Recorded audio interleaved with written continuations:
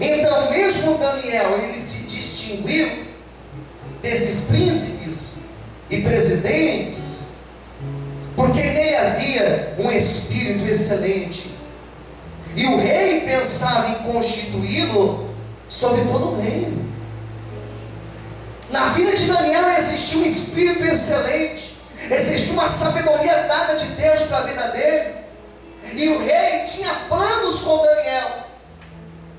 E o que eu acho interessante dessa passagem é que os planos de exaltação que o rei tinha para Daniel, esses planos o rei comentou com alguém, ele abriu a boca dele e falou talvez para uma pessoa ou para um grupo de pessoas.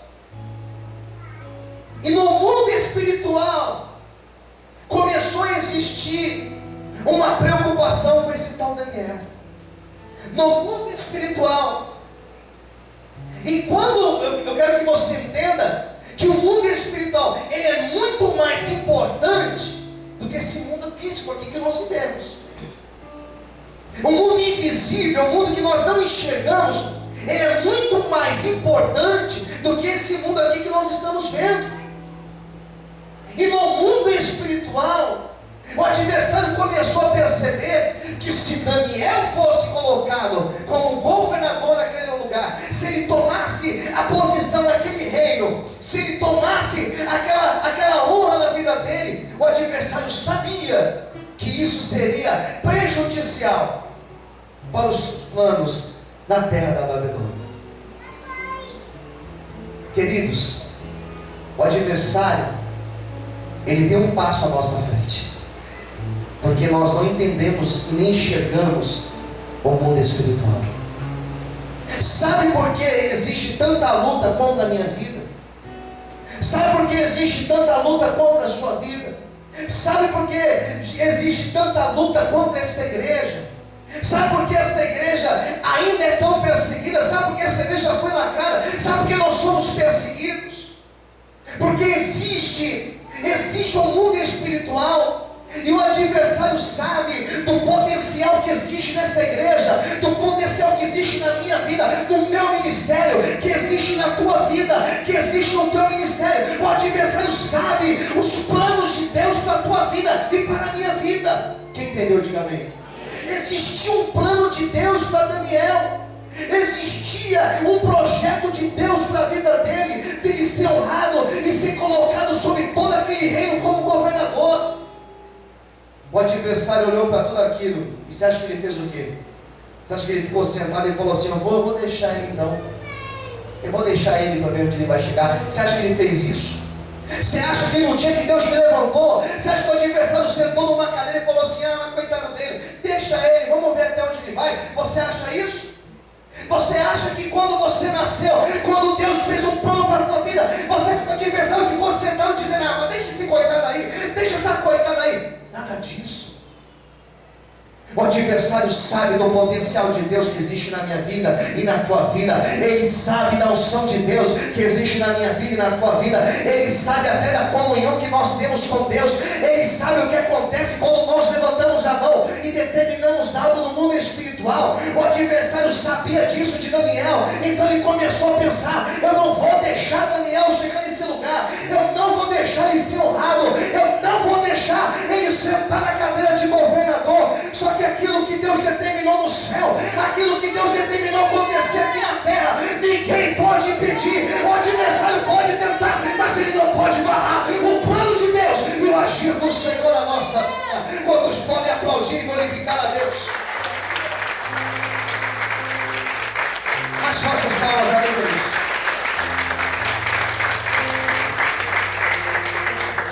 Trata de se conformar, queridos. Se você tem algo de Deus muito especial, se prepare para passar por lutas travadas na tua vida. Quem entendeu, diga amém. Esse mês aqui de novembro eu vou contar um testemunho. Não posso contar hoje, mas eu vou contar até metade do mês. Eu vou contar um testemunho do que Deus está fazendo na minha vida, da honra de Deus na minha vida. Pode me cobrar, até metade desse mês eu vou contar esse testemunho. O adversário, ele sabe o que Deus tem para a tua vida.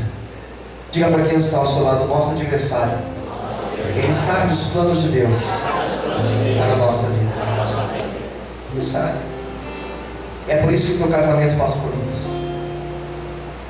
É por isso que nós passamos por lutas no lugar onde nós trabalhamos, com as pessoas que nós convivemos. Porque a grande intenção do adversário é parar você, é te desanimar. E Daniel começa a ser perseguido por aqueles outros políticos daquela época, pelos outros ministros daquela época.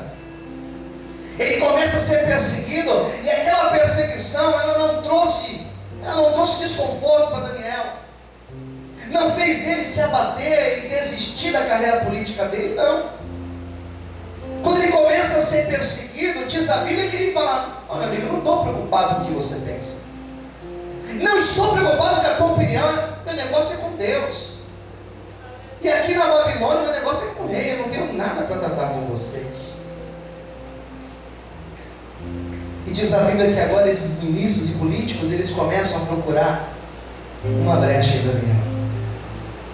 Eles queriam encontrar um crime em Daniel. Eles queriam encontrar em Daniel um ponto desonesto.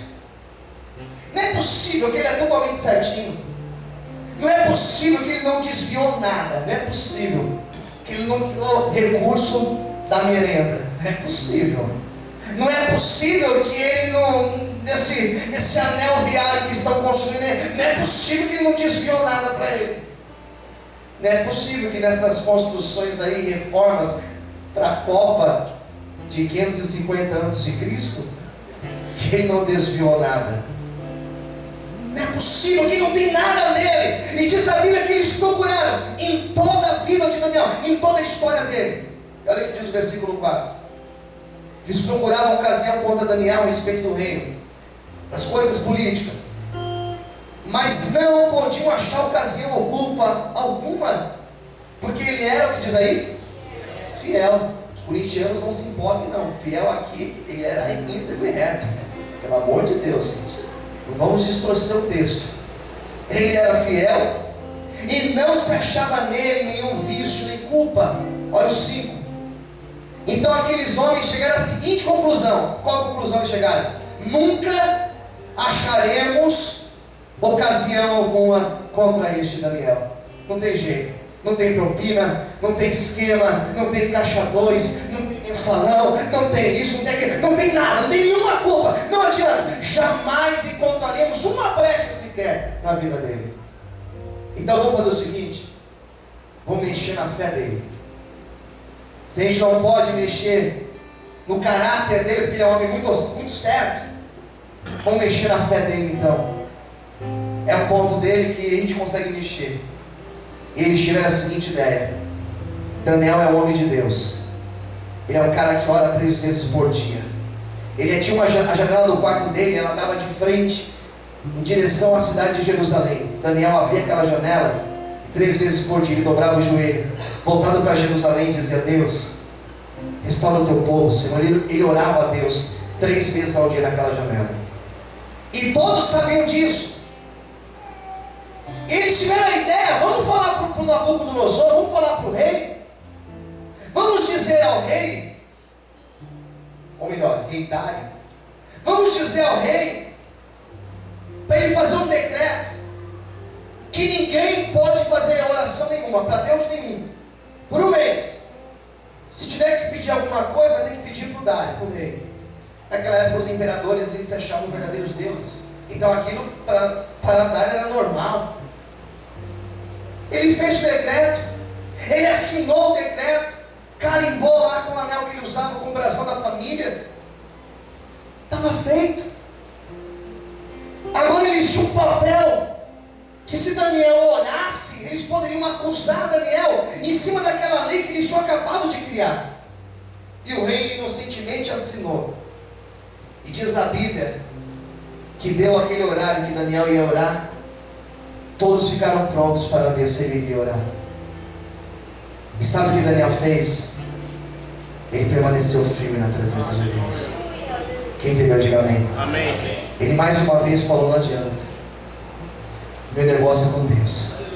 E ele entendeu Se eu estou bem com Deus, pode quem quiser se levantar contra a minha vida.